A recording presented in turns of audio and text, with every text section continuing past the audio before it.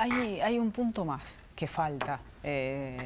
Falta en el tema de inversión, en el tema de implementación, y tiene que ver con los métodos anticonceptivos, con la educación sexual, que está muy postergada, porque digo, antes de la discusión del aborto, que es una situación por la cual seguramente ninguna mujer pasa como gratuitamente, ¿no?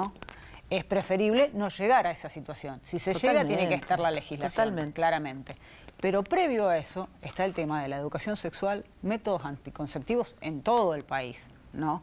Que se pueda acceder gratuitamente, porque también tiene que ver con la situación de pobreza, de instrucción. Totalmente. Fuiste a un tema nodal, porque hay leyes de nuestro país desde hace varios años, desde el 2004, que fue cuando se sancionó la Ley de Salud Sexual y Reproductiva, y que es la que incorpora en todo el país, en todos los efectores públicos de salud, lo que significa el acceso a la planificación familiar, es decir, que las parejas o las mujeres que quieren ser madres puedan ir, buscar información, qué características de familia, cuántos partos, cómo, por qué. Pero además es el que garantiza el acceso gratuito de todo tipo de anticonceptivos. Tenemos una ley de vasectomía y de ligadura de trompa, ¿no? Las intervenciones quirúrgicas. Esto, cuando asume Mauricio Macri, fue una de las primeras acciones que realizó con un recorte a lo que es el programa de salud sexual y reproductiva y a la educación sexual integral. Entonces, esta contradicción de que ahora, como hay mucha voluntad de parte de la sociedad que ha avanzado, el pañuelazo de ayer muestra el grado de adhesión que hay para la discusión acerca de la legalización del aborto. Entonces, ante esto, ven, digamos, que la sociedad ha reaccionado favorablemente, entonces empieza a hablar sobre la necesidad de la educación sexual. Totalmente de acuerdo. Ahora, ¿por qué no pensaron en enero del 2016, cuando hicieron todos los recortes, echaron a trabajadores y trabajadoras? No hay anticonceptivos, no hay profilácticos en los centros de salud.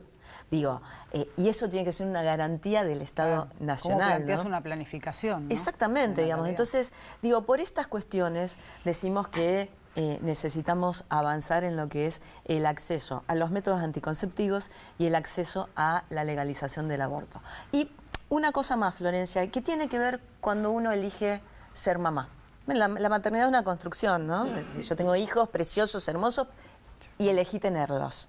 Ahora, también las mujeres tenemos muchísima protección para las que elegimos ser mamá.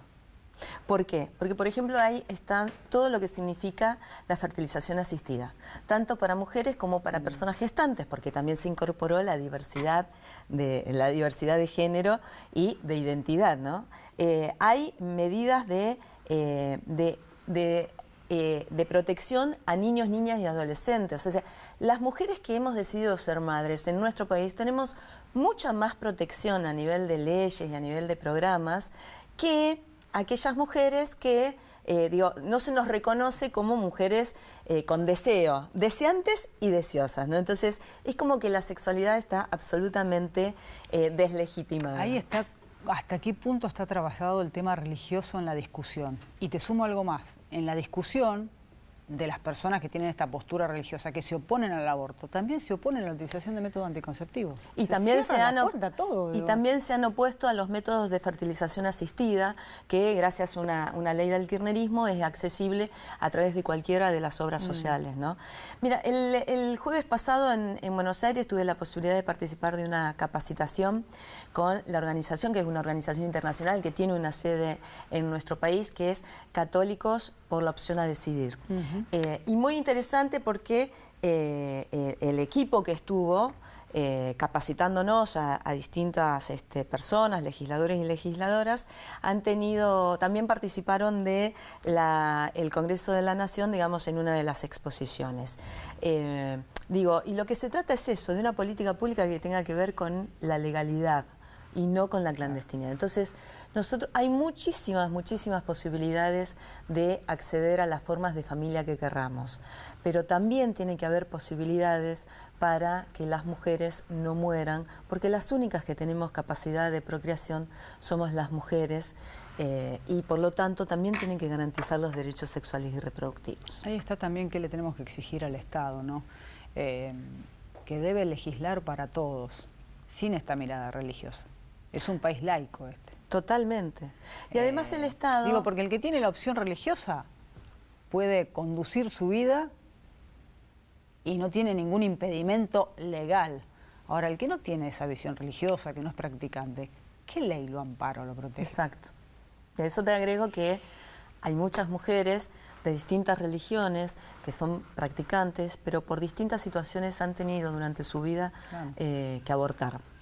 Y no lo pueden, no pueden compartirlo con nadie porque si no son perseguidas. Por eso también más necesitamos de una ley, ¿no? Tienen que estar todos los derechos garantizados y nosotros tenemos que mirarlo del lado del Estado y no las discusiones acerca de cuándo inicia la vida, porque eso es un ámbito científico que está absolutamente claro. Eso no está en discusión. Lo que está en discusión es otra cuestión, que es cuándo se desarrolla un feto en persona.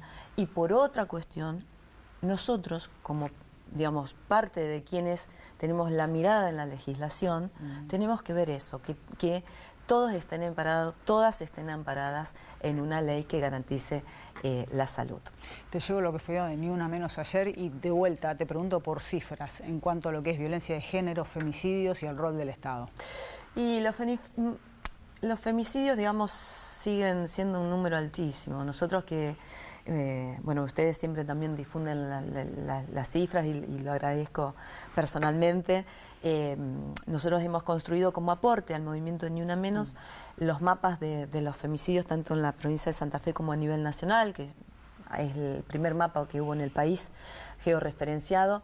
Y lo que hemos notado en esta cuarta marcha del Ni Una Menos, que desde el 2015, desde el 3 de junio del 2015, a días después del asesinato de Kiara Páez, cuando se constituye el Ni Una Menos, nosotros hemos tenido 3 femicidios por mes en nuestra provincia. O sea, las mujeres nos organizamos, las mujeres reclamamos y nos hemos constituido en un ejemplo para la vida democrática y política, porque nos hemos constituido en un movimiento social y en un movimiento de mucho contenido político, porque reclamamos por nuestros derechos y no con una partidización, claro. Porque están mujeres de todos los sectores sociales, políticos, partidarios, pero además la mujer independiente, la mujer que ha marcado la participación exactamente. En los últimos movimientos, ¿no? Entonces, en ese sentido, el Estado sigue estando en deuda con políticas activas de prevención de violencia de género. La mayor cantidad de mujeres asesinadas, mayoritariamente por vínculos cercanos, de intimidad, novio, exnovio, marido, ex, amante. La mayoría de los casos son con conocidos, novio, amante, etc. Situaciones de asesinatos por violencia sexual sin que se conozcan las personas son mínimos. O sea, entonces, digo, y en este marco, nosotros tenemos que avanzar con políticas que sean claras en cuanto a la prevención. El número de mujeres es mayoría, estamos hablando de un 30 y pico % de mujeres menores a 35 años. No, es tremendo. La semana pasada hacíamos una nota en Rosario con una mujer que tenía más de 10 denuncias. Más de 10 denuncias. Prohibición de acercamiento. Y el agresor seguía con esta práctica, no solo de amenazas, sino que además el relato fue tremendo, porque utilizaba cables, hachas, digo. Con tantas denuncias, 1, la justicia, 2, la policía, 3, las entidades de promoción social, teléfono verde, digo, sigue habiendo huecos que son tremendos y que permiten casos como el que veíamos la semana pasada, esta mujer totalmente con hijos, totalmente perseguida, violentada. Y que además tienen que tener cada vez más medidas de restricción hacia su libertad individual y generalmente la de sus hijos cuando son mamás, ¿no? Porque, digamos, el agresor sigue en la calle, las restricciones, ya lo hemos hablado en algunas oportunidades, que las restricciones de acercamiento no sirven, por eso es una muy buena medida la pulsera, claro. Es una muy buena medida la de la pulsera y la de la pulsera dual. Porque, digamos así, los movimientos se van monitoreando en cuanto es el acercamiento del violento con la víctima. La justicia es como un poder inapelable. Golpes, violencia psicológica, amenazas, una casa que se electrifica. Bueno, pero nosotros también tenemos parte de la justicia santafesina que ampara a los abusadores sexuales.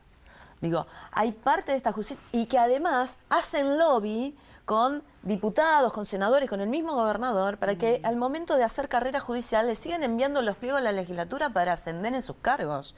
Y es ahí donde también el movimiento de mujeres hemos tenido que intervenir en muchas ocasiones.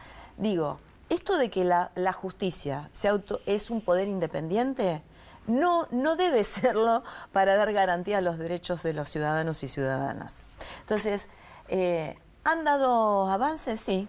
En la justicia, digamos, tiene algunos avances, pero son mínimos. Claro. Son mínimos, es el poder que menos acompaña los cambios y los avances y el reclamo de la sociedad.